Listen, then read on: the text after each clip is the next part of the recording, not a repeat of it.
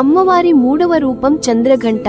ఆమె వివాహ రోజున శివుడు భయంకరమైన రూపంలో వచ్చాడు. బూడిద పూసిన వ్యక్తి, అతని మెడలో పాములు, కళ్ళు మెరుస్తున్నాయి.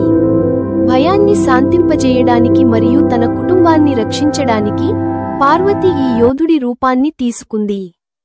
మహిషాసురుడు మూడవ రోజున తన ముఖ్య సేనాధిపతులైన చిక్సుర మరియు చామర అసురులను యుద్ధానికి పంపాడు. చిక్సూర, నువ్వు చేసిన పాపాలకు దండన విధిస్తున్నాను.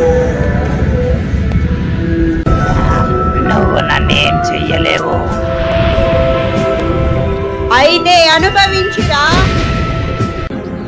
ఓ స్త్రీ, నువ్వు నా మిత్రుడిని చంపావు. అయినా సరే నీకు ఒక అవకాశం ఇస్తున్నా. వెంటనే ఇక్కడి నుంచి పారిపో. నేనే నీకు అవకాశం ఇస్తున్నా చామరాసురా, ఇక్కడ నుంచి వెళ్ళిపో.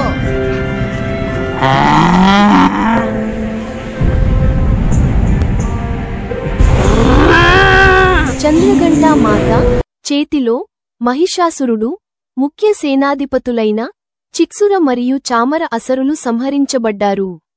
To Cartoon Cosmos World, please like, share and subscribe our channel.